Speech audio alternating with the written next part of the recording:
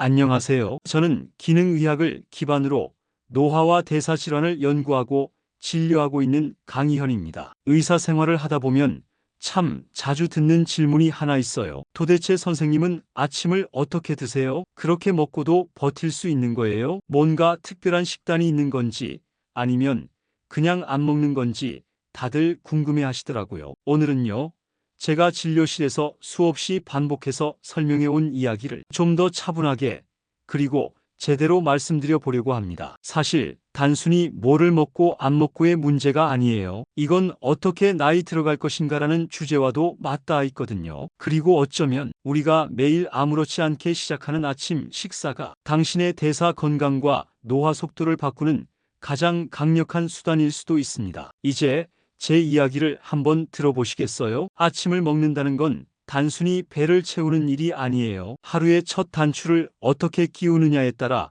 그날의 혈당, 식욕, 에너지 흐름이 달라지거든요. 특히나 아침의 혈당 관리는 생각보다 훨씬 중요합니다. 제가 진료실에서 만나는 많은 분들이 이렇게 말씀하세요. 요즘 들어 갑자기 살이 잘 안 빠져요. 전보다 더 피곤하고 식욕 조절이 안 돼요. 그럴 땐 저는 꼭 아침 식사를 물어봅니다. 의외로 많은 분들이 아침에 주스를 마시고 식빵에 잼을 바르고 시리얼을 우유에 말아 드시더라고요. 문제는 이런 식사 방식이 바로 혈당 스파이크를 유발한다는 점입니다. 아침부터 혈당이 확 올라가면 그 반동으로 몇 시간 뒤에는 급격한 피로감이나 공복감이 밀려오게 돼요. 그리고 그걸 참기 위해 또다시 당분이 들어간 간식을 찾게 되죠. 결국 하루 전체가 혈당 롤러코스터처럼 흘러가게 되는 겁니다. 저는 이것을 대사적 불안정성의 시작점이라고 봅니다. 아침 식사가 이렇게 무너지면 점심과 저녁도 영향을 받아요. 나도 모르게 식사량이 늘고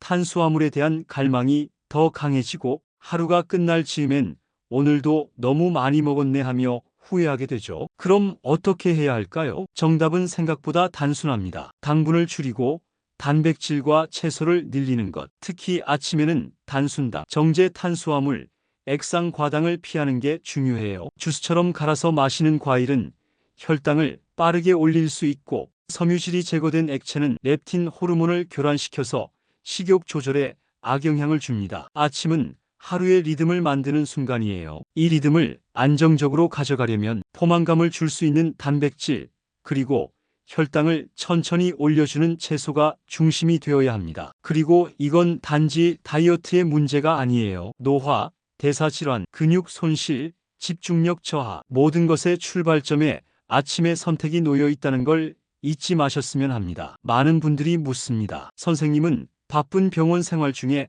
어떻게 아침을 챙겨 드세요? 사실 저도 바쁩니다. 하지만 무엇을 먹느냐보다 무엇을 안 먹느냐가 더 중요하다고 생각해요. 그래서 저는 병원 직원 식당에서도 전략적으로 아침을 구성하고 있습니다. 식당엔 두 가지 코너가 있습니다. 하나는 전통적인 한식 코너, 밥과 국이 나오는 어 코너죠. 다른 하나는 서양식 메뉴가 나오는 비 코너, 흔히 빵이나 시리얼이 놓여 있는 공간입니다. 저는 둘 다 주력 메뉴는 피합니다. 그 대신 구성 요소들을 조합해서 나만의 아침을 만듭니다. 제 아침의 기본은 이렇습니다. 첫째, 삶은 계란 2개. 이건 가장 단순하고도 강력한 단백질 공급원이죠. 하나당 약 6지의 단백질이 들어있으니까 2개면 12지 정도 확보됩니다. 둘째, 양배추를 넉넉하게 담습니다. 익힌 양배추든 생채든 상관없어요. 중요한 건 아침부터 채소를 충분히 섭취한다는 점입니다. 섬유질이 풍부해서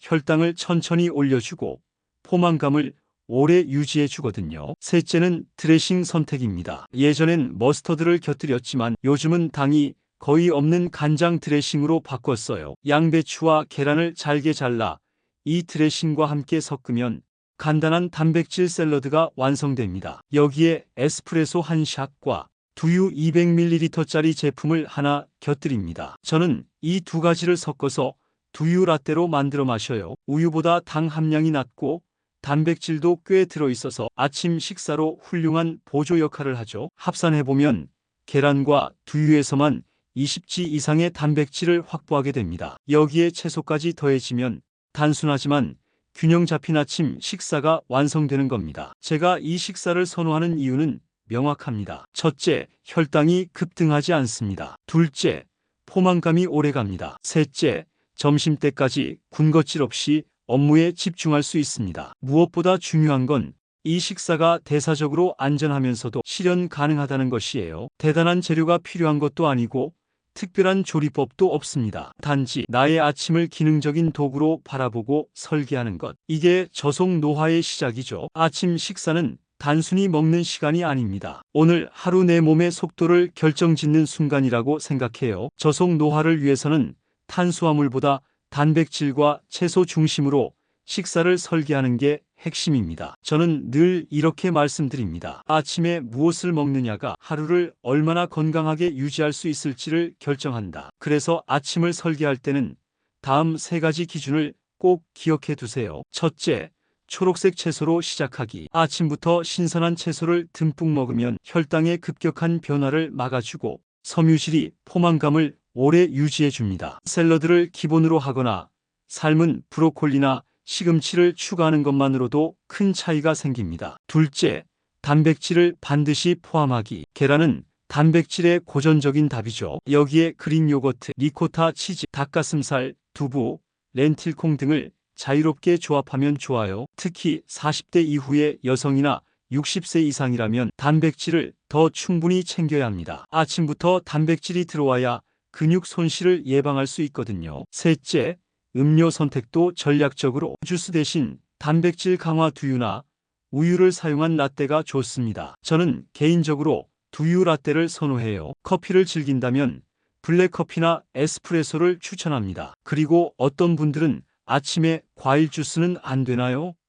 라고 묻습니다. 저는 이렇게 대답해요. 과일 자체는 괜찮아요. 하지만 갈아서 액체로 만드는 순간 혈당을 빠르게 올리는 당분 덩어리가 될 수 있습니다. 가능하다면 과일은 통째로, 주스는 가급적 피하세요. 만약 체중이 너무 빠졌거나 75세 이상 고령자라면 적당량의 복합 탄수화물을 곁들여도 괜찮습니다. 예를 들어 현미밥이나 잡곡밥이 좋은 선택이죠. 다만 이때도 혈당 급등을 막기 위해 채소와 단백질을 먼저 섭취하고 탄수화물을 나중에 먹는 순서가 중요합니다. 결국 아침 식사란 건강한 리듬의 설계입니다. 탄수화물 위주의 식사에서 벗어나 단백질과 채소로 균형을 맞춘다면 하루가 놀라울 만큼 안정적이고 가볍게 흘러간다는 걸 경험하게 될 거예요. 제가 진료실에서 정말 자주 듣는 질문 중 하나가 이겁니다. 교수님, 공복에 커피 마셔도 괜찮을까요? 일단 결론부터 말씀드리자면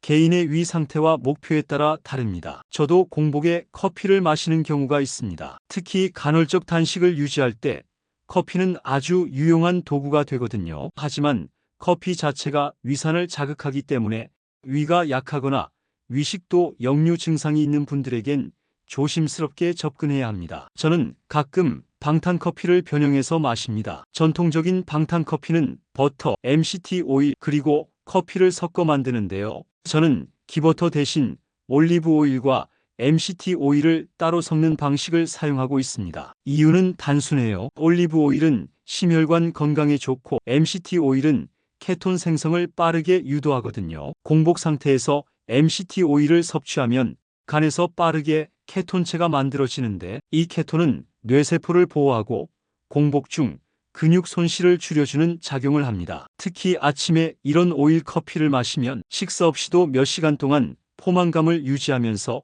몸이 지방을 연료로 쓰도록 유도할 수 있어요. 저는 케톤 테스터기를 이용해서 실제로 오전에 케톤 수치를 확인하기도 합니다. 그 결과를 보면 꽤 의미 있는 수치가 나오죠. 하지만 다시 한번 강조드리고 싶습니다. 이 방식이 모든 분에게 맞는 건 아닙니다. 저도 스트레스를 많이 받거나 위가 예민해질 땐 이런 오일 커피 대신에 부드러운 죽이나 삶은 계란으로 식사를 대체합니다. 단식 중이라면 꼭 커피나 오일을 선택하지 않아도 괜찮습니다. 단지 혈당 자극 없이 공복을 유지할 수 있는 방법을 찾는 게 중요하죠. 때로는 따뜻한 물 한 잔, 미네랄 워터 한 컵, 이런 소소한 선택이 오히려 위장을 더 편안하게 만들 수도 있습니다. 정리하자면 위장이 튼튼하고 간헐적 단식을 유지하고 싶다면 MCT 오일 커피 조합은 꽤 효과적인 선택이 될 수 있고요. 위가 약하거나 속쓰림이 자주 있는 분들은 공복 커피나 기름류 섭취는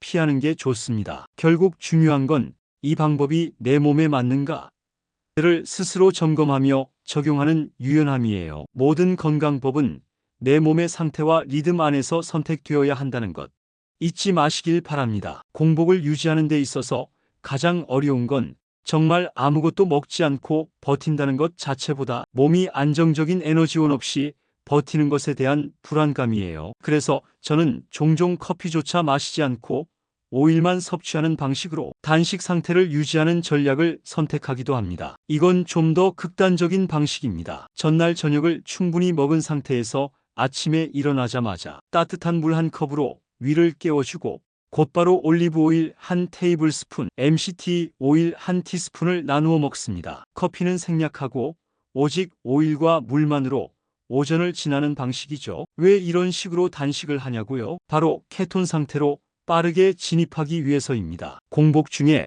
MCT 오일을 섭취하면 우리 몸은 지방을 에너지로 전환하면서 케톤체를 생성하게 됩니다. 이 케톤체는 단순히 에너지원 역할을 넘어서 뇌세포 보호, 근육 손실 억제, 지방 연소 촉진 같은 이점이 있습니다. 저는 실제로 케톤 측정기를 가지고 오전 11시 무렵 호기 아세톤 수치를 직접 체크합니다. 의외로 꽤 높은 수치가 나오곤 해요. 몸이 완전히 지방 기반 연료 모드로 전환되었다는 뜻이죠. 이런 상태에서는 공복이지만 배고픔이 거의 느껴지지 않습니다. 커피의 각성 작용 없이도 머리가 맑고 집중력도 유지되고요. 그리고 점심 무렵 천천히 고단백 식사를 시작하면 몸은 굶은 상태가 아니라 전환된 상태로 인식하게 됩니다. 하지만 이 방식은 모든 사람에게 추천되지는 않습니다. 위가 약하거나 쓸개가 없는 분들, 지방 대사에 이상이 있는 분들에겐 오히려 속 불편이나 구역감이 유발될 수 있거든요. 저는 이 전략을 단식 강화 모드 정도로 생각합니다. 아침을 먹기 어려운 상황 또는 체지방 감량을 집중하고 싶은 시기 혹은 뇌를 리셋하고 싶을 때 가끔 활용하죠. 중요한 건 이런 전략도 결국 나의 생활 패턴과 대사 상태에 맞게 조정해야 한다는 점입니다. 누구에게나 맞는 정답은 없지만 잘 설계된 공복은 분명히 노화를 늦추고 에너지 흐름을 안정시키는 데 효과적입니다. 아침 식사 전략이라고 해서 늘 가볍고 절제된 구성만 있는 건 아닙니다. 특히 제가 근육량을 늘려야 할 때 혹은 운동량이 많아지는 시기에는 오히려 아침에 충분한 단백질과 에너지 공급이 중요해집니다. 그래서 이럴 땐 식사를 마신다는 개념으로 전환합니다. 제가 자주 활용하는 방식은 단백질 쉐이크 건강한 지방 선택적 커피 조합이에요. 하루가 바쁘게 시작될 때 식사를 준비할 시간도 앉아서 천천히 먹을 여유도 없을 때 이 방식이 가장 현실적이고 강력한 솔루션이 되죠. 기본 재료는 다음과 같습니다. 분리대도 단백 20에서 25g, 올리브 오일 1에서 1.5 테이블스푼, MCT 오일 1티스푼, 물이나 99.9% 무가당 두유 200ml. 이걸 하나로 섞으면 단백질 건강한 지방 포만감, 낮은 혈당 반응 이 네 가지를 모두 챙길 수 있게 됩니다. 가끔은 여기에 블랙 인스턴트 커피를 한 포 넣기도 해요. 단백질과 지방의 흡수를 방해하지 않으면서 약간의 각성 효과를 줄 수 있기 때문이죠. 그럼 완성되는 건 커피맛 식물성 프로틴 쉐이크. 운동 전후나 바쁜 아침에 딱 좋은 구성이 됩니다. 이 쉐이크는 근손실 방지뿐 아니라 식사 대용으로서의 안정감도 높습니다. 특히 포만감이 45시간 이상 지속되기 때문에 점심까지 별다른 허기 없이 업무에 집중할 수 있어요. 무엇보다 이 방식의 장점은 정교하게 조절할 수 있다는 점입니다. 내 컨디션, 일정, 몸의 목표에 따라 단백질은 늘리고 오일은 줄이고 혹은 카페인을 넣거나 뺄 수 있죠. 이런 식으로 나의 하루 리듬에 맞춘 쉐이크 한 잔은 단순한 식사 이상의 가치를 갖게 됩니다. 근육을 만들고 대사를 안정시키며 무너지기 쉬운 아침 시간대를 나를 위한 시간으로 바꾸는 열쇠가 되어주죠. 병원이라는 익숙한 공간이 아닌 출장지의 호텔 조식 뷔페 같은 낯선 환경에서 아침을 맞이할 때 많은 분들이 이렇게 말씀하시죠. 여긴 어쩔 수 없잖아요. 그냥 먹고 싶은 거 먹는 거죠 뭐. 하지만 저는 그럴 때일수록 내 식사의 방향성을 잃지 않는 것이 더 중요하다고 생각합니다. 낯선 공간에서도 핵심 원칙만 지키면 저속 노화 식단은 충분히 유지할 수 있어요. 제가 호텔에서 아침 식사를 할 때 가장 먼저 찾는 건 채소 코너입니다. 잎채소, 오이, 브로콜리, 방울토마토 등 초록색 중심의 채소를 넉넉하게 담습니다. 아침부터 채소를 충분히 먹는 건 혈당 안정과 장내 미생물 균형을 위해 매우 중요하니까요. 그 다음으로는 단백질 원료를 찾습니다. 좋은 호텔일수록 렌틸콩, 병아리콩 같은 식물성 단백질 통조림이 비치되어 있는 경우가 있습니다. 저는 이럴 때면 마음속으로 성공했다고 생각하죠. 여기에 계란 요리를 곁들입니다. 삶은 계란, 스크램블, 오믈렛 형태는 중요하지 않아요. 포화지방이 적고 흡수가 빠르며 아침 단백질로서 가장 실용적인 선택입니다. 연어가 있다면 말할 것도 없이 올립니다. 훈제 연어나 구운 생선은 단백질 오메가-3, 포만감까지 챙길 수 있는 최고의 보너스죠. 그리고 음료는 늘 같습니다. 두유와 에스프레소 샷을 섞은 두유 라떼. 당이 낮고 단백질이 있는 두유는 언제나 훌륭한 아침 파트너입니다. 정리하자면 호텔 뷔페에서도 저는 이 세 가지를 중심으로 식사를 구성합니다. 초록색 채소, 단백질 계란, 콩류, 연어 등 당이 낮은 두유나 블랙커피. 호텔이라는 공간은 다양성과 유혹으로 가득하죠. 크루아상, 와플, 시럽, 오렌지 주스. 그런 메뉴들이 보일 때마다 저는 이렇게 생각합니다. 지금 이 한 끼가 내 하루를 얼마나 안정적으로 만들어 줄 수 있을까? 내가 원칙을 지킬수록 낯선 환경에서도 내 몸은 익숙한 리듬을 유지하게 됩니다. 아무리 잘 설계된 식단이라 해도 우리는 때때로 편의점에서 끼니를 해결해야 하는 상황을 맞이하게 됩니다. 출장 중 갑작스러운 일정, 혹은 너무 바빠서 아무것도 준비할 수 없을 때 누구나 겪는 일이죠. 그럴 때 제가 중요하게 여기는 건 완벽하진 않아도 무너지진 않는 선택입니다. 편의점에서 제가 가장 먼저 찾는 건 삶은 계란입니다. 요즘엔 껍질까지 까서 진공 포장된 계란이 다양하게 나와 있죠. 이건 그 자체로 훌륭한 단백질 공급원이면서도 소화도 부담 없고 휴대성도 좋습니다. 그 다음은 두부바나 닭가슴살 스낵입니다. 물론 가공된 식품이긴 하지만 단백질 함량을 확인하고 당과 나트륨이 너무 높지 않은 제품이라면 아침 식사로 충분히 활용할 수 있어요. 전자레인지 없이도 바로 먹을 수 있다는 것도 장점이고요. 때때로 저는 두유도 함께 고릅니다. 무가당 제품이 있다면 그걸로, 없다면 단백질 함량과 당류 수치를 비교해 가장 덜 나쁜 옵션을 선택하죠. 하지만 정말 어쩔 수 없는 날, 몸이 너무 지치고 스트레스가 많은 날엔 삼각김밥이나 일반 김밥을 고를 때도 있습니다. 솔직히 말씀드리자면 그런 날도 있어요. 하지만 늘 경험상 느끼는 게 있습니다. 그런 탄수화물 위주의 식사를 하면 12시간 뒤부터 급격한 피로감이 오고 다시 뭔가를 먹고 싶어지는 욕구가 밀려오죠. 몸이 빠르게 반응합니다. 그래서 요즘은 가능한 한 편의점에 가더라도 혈당을 천천히 올리는 식품, 즉 단백질, 지방, 섬유질이 적당히 들어있는 조합을 우선 고려합니다. 예를 들어 이런 식입니다. 삶은 계란 2개, 두부바 1개, 무가당 두유 1팩. 이 정도만 챙겨도 공복감을 안정시키고 점심까지 혈당 스파이크 없이 버틸 수 있는 리듬을 만들 수 있어요. 핵심은 정해진 메뉴보다 선택 기준입니다. 이건 내 몸을 안정시키는 음식인가? 지금 이 음식이 나를 지치게 만들진 않을까? 편의점은 때때로 유혹의 창고처럼 느껴지기도 합니다. 하지만 그 안에서도 현명한 선택을 반복하다 보면 어떤 상황에서도 나를 지키는 힘이 만들어집니다. 교수님, 아침 안 먹는 것도 괜찮죠? 그냥 굶고 점심부터 먹으면 간헐적 단식 되는 거 아닌가요? 정말 많이 듣는 질문입니다. 실제로 요즘은 공복의 건강함을 말하는 콘텐츠들도 많고 아침 걸으면 살 빠진다는 식의 정보도 쉽게 접하실 수 있죠. 그런데 말이죠. 저는 이런 질문을 받을 때마다 그분의 나이, 근육 상태, 최근의 컨디션부터 확인합니다. 왜냐하면 아침을 거르는 것이 모든 사람에게 똑같은 방식으로 작용하지 않기 때문이에요. 특히 중년 이후 그리고 만성 질환이 있거나 근육량이 줄어들고 있는 분들에게는 아침 단백질 섭취가 선택이 아니라 필수에 가깝습니다. 사람의 몸은 나이가 들수록 음식을 받아들이는 능력이 떨어지고 근육을 유지하는 호르몬도 감소하죠. 이 상태에서 아침까지 굶게 되면 우리 몸은 단백질을 더 빨리 분해하고 심지어 자기 근육을 에너지원으로 태우게 됩니다. 이걸 우리는 근손실, 즉 사코페니아라고 부릅니다. 눈에 띄게 체중이 줄지 않더라도 속에서는 근육이 빠지고 지방이 늘어나기 시작하는 거죠. 그 결과 기초 대사가 떨어지고 당 대사도 점점 불안정해집니다. 아침을 드시는 이유는 단순히 허기를 채우는 게 아닙니다. 근단백 합성을 자극하고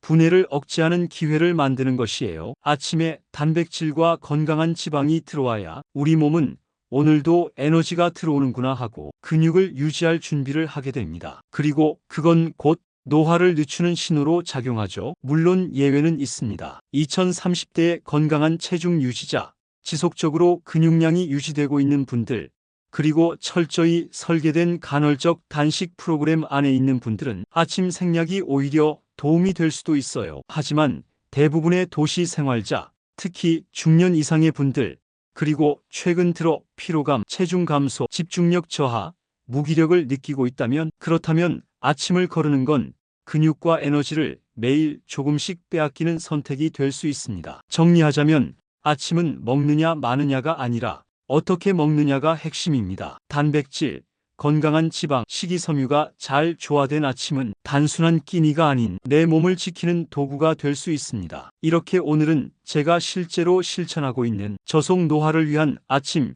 식사 전략을 차근차근 말씀드려 봤습니다. 아침 식사는 단순한 끼니가 아니라 나이 들수록 더 중요해지는 대사의 리듬을 조율하는 출발점이에요. 매일 반복되는 그 평범한 습관 하나가 노화의 속도를 조절하고 당신의 몸을 지키는 가장 실질적인 도구가 될 수 있다는 것 기억해 두셨으면 합니다. 혹시 오늘 영상이 당신의 아침을 조금이라도 다르게 바라보는 계기가 되었다면 그걸로 충분히 의미 있는 시간이었다고 생각해요. 앞으로도 이렇게 신체 리듬, 식사, 노화, 대사 건강에 대한 이야기들을 조금 더 깊고 현실적으로 나눠볼 예정입니다. 관심 있으시다면 무료 구독 버튼 눌러주시고요.